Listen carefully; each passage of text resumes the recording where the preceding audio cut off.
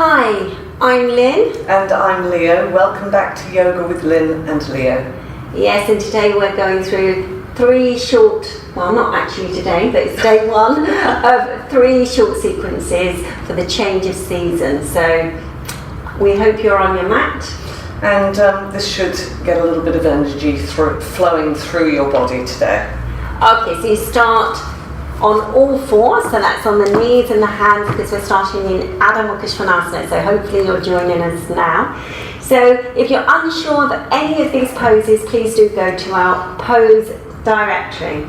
Okay, so when you're in this position, be sure that you get a really good action in the palm, pressing down into the earth side. Keeping those arms really nice and straight. So the elbows in this pose need to be absolutely locked and strong because at the elbow there's a change of direction. So under the elbow it goes down. Above the elbow the energy goes right up because you're going to lift up and extend through your spine. So off you go. So we're in Adho Mukha Svanasana. For some of you this will be the first dog pose that you've practiced today. So be sure that you just gradually scan the body. We've already talked about the hands, the arms. Now extend all the way through the armpit, chest, all the way through the sideways. You can see here this all needs to extend. And then go on lengthening through to the buttock. Once you get all of that length and you come to a little bit of a boundary, then push those thighs back to get a little bit more action. Action in the legs, pushing the thighs to the bone. Action in the knees, lifting them up towards the thighs. Action in the shins, extending them back to the calves. And then go and see if you can lengthen the sole of that foot. And finally, extend the heels towards the floor. Now this may not happen today, but keep at it, keep the consistency and reach back. And again, there's some ideas of helping you with this in our pose directory. Okay, so we're coming for Uttanasana, which is a full bend action. Jump or step the feet to the hands. So if you find when you get to this point that your arms are off the floor with the straight legs, and this quite often happens if you haven't worked the legs so much, then see that your hands go onto your shins. If you have no yoga equipment, don't worry about it. Just put your hands to your shins. If you do, if you've got 2 bricks, then put your hands onto 2 bricks. But when you're in this position, if the hamstrings are really tight, make sure you get this length through the side waist. So you have to see that this extends like you were in your dog head down. So with this Uttanasana action, be sure that you're lining your legs up so they're perpendicular. And the front thigh has got to really support the back thigh. So the front thigh's got to lift so much. These legs have got to be pulling up so much so that you can lengthen through the whole of the body. Now once you get that length, push the roots of the thighs back, open the back of the buttock and go on lifting those hamstrings. And be aware of your breath. So once you've made those adjustments, just be in this action to take a 1 or 2 inhalations and exhalations. So I've kept you here for some time. So we're going to go a little stage further, lifting the abdomen. Seeing that the pubic plate, the lower abdominal area, moves towards the sacral area. It kind of fits in like a glove. Don't push the sacral area out, but see that the whole of the lower abdomen moves in an upward direction, and now you're ready for the next step. Walk those hands back towards your feet, the sides of the feet if you can. Notice that Leah's got her legs hip width apart. Now this is really a good way of working when you're trying to loosen up the muscles. The classic poses with the legs together, but be in this position. Now you can see that Leah's doing a bit of a rocking. She's rocking forward and back. Oh, I'm just helping her to forward and back. So this will really initiate those hamstrings and get them moving. But also remember, listen to your body because you are in charge. If you feel that you're overstretching, overdoing, then just go to that stage where you can start to feel a little bit of the hamstring working and see if you can make those adjustments and release a little. Okay, so let the head go down. Now we're coming up into Utkatasana. So some of you will be familiar with this. It's chair pose. So you will need to take the feet together now.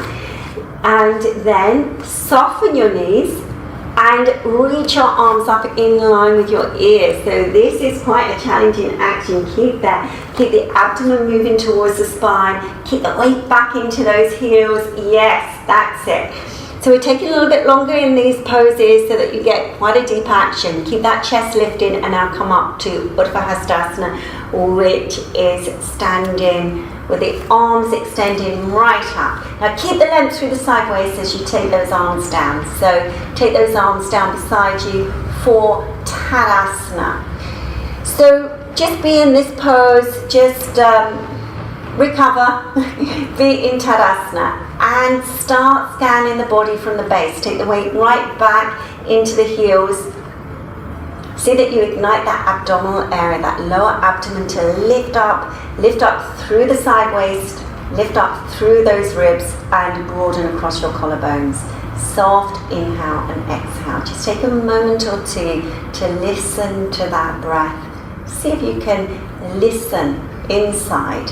Take yourself deeply within.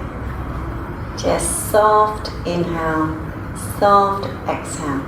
Just be aware of the breath and the broadness of the breath as you inhale and you exhale. Okay, so we're going to stand in the center of the mat now. So hopefully you're following this routine, coming to the center of the mat, and we're coming for Trikonasana. So be in the center of the mat, take your fingers towards your chest, take a nice inhalation, jump the legs. Okay, so extending those arms out, turn the feet to your right. So left foot in, whole of the right foot and leg out. Lift up, chest up, sideways up. So remember all of those actions in that dog pose where there was a really nice long extension through the side waist. Keep that as you hinge at the hips. So grip those hips in as you extend over. And if again you want more instruction on Trikonasana, then go to our pose directory. So go and see that you're getting this rotation on your front thigh, and see that this front thigh is not dropping down. He is going to just show you this drop here. That, yeah, you see that drop. Familiar with that drop. So you've got to try to keep this lift in the leg and just be in this position for several counts. In light on yoga, we normally say 30 seconds, but you just be here for a few breaths, inhalation, exhalation. And then when we come out, be mindful. This lower abdomen, remember what we were saying, in Uttanasana needs to move to the spinal side to give you that little bit more support, to stop you falling over. Take a breath in and come up. Come into the center and turning your right foot in, your left foot out. And extending up, chest up, releasing the shoulders down, and extend so much. And then keep that length as you extend over. Notice that I'm holding Leo's arms so that actually, if these elbows are locked, these elbows need to be locked. You need to extend right through to the fingers, opening the palms. Be in this position. And again, keep that front leg absolutely straight and strong, and soft inhalation, exhalation. So it's so difficult to think about your breath when you're making your adjustments. So just make this next adjustment in your back leg. Keep the energy in the back leg. Keep the energy rooting down to the outer foot bone, and now be aware of your breath. Inhale, exhale. And remember, that's what makes yoga. When you're in your poses, that you acknowledge the breath. That's when you know you're coming into a yoga practice. Take a breath in and then coming up. Remember the abdominal action. Turning the feet to face forward. Bring the legs together and stand in Tadasana and just be in your tall mountain pose, scanning the body from the base all the way through the body, all the way up towards the chest, and then be aware of your breath. So at this stage, we don't close the eyes, but we soften the eyes so that the eyes draw back.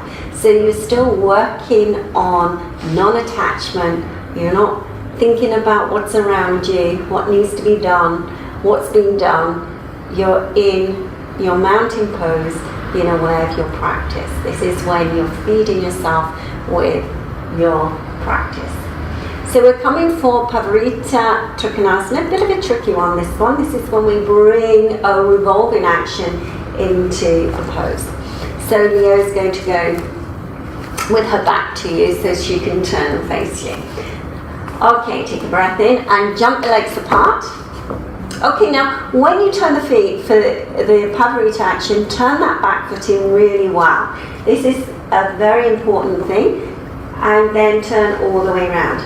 Okay, just put your hands on your hips for a moment. We'll do that because we haven't really got much room to spread these arms out here.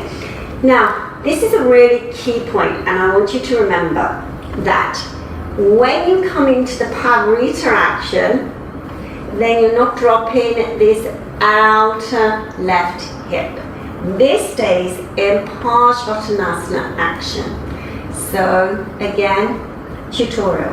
When you start to turn, I don't want you to take your arm up, just turn. As you hinge forward, in that rotational action, do not drop this hip. This hip's got to stay upright. Now take that left hand either to the floor or a yoga brick you can use.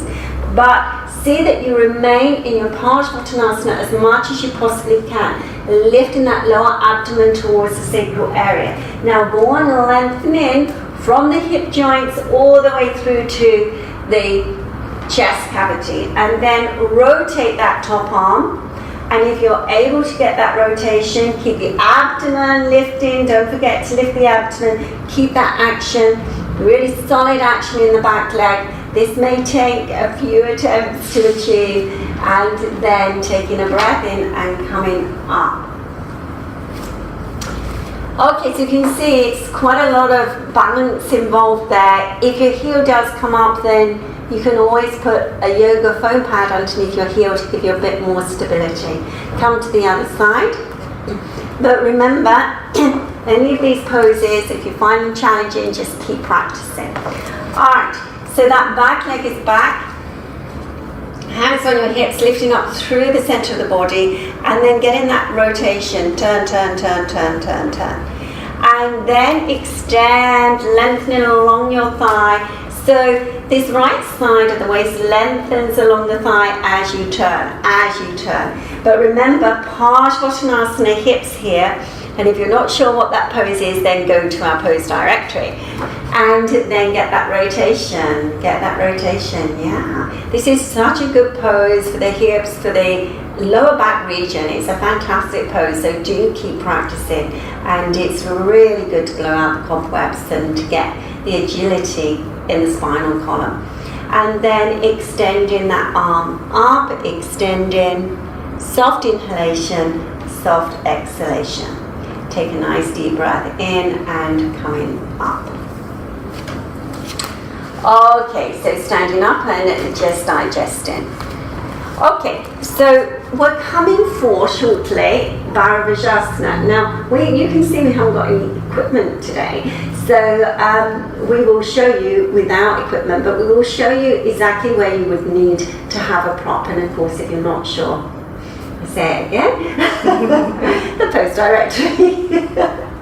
The pose directory is a really good resource if you're not familiar with any of these poses. Just have a look on our playlists and you'll find it in there. Okay, so just recovering in your Tadasana, lifting up, and again make those facial features really nice and soft. So we're practicing yoga, so we have to keep the softness in the skin. The skin needs to be soft to create movement. Okay, just a few deeper, longer inhalations. Alright, so we're going to come for the floor work now. So we're just coming into one twist, which is Bharadvajasana. So when we come for this action, the feet go to the left and then we turn to the right. So you can see here for Leo, she's placing the... I'll do it from the back actually. Yeah, that's a good idea. So it's when you place the top foot over the lower foot. So even for really experienced practitioners who've been practicing this for a long time, they still struggle with this pose. and this action. And this foot needs to be in a Virasana action. This little toe needs to move down so strongly. So there's lots to remember. And also, this outer buttock, left outer buttock needs to be grounded. So this is when we take the hand to the outer thigh and the backhand back.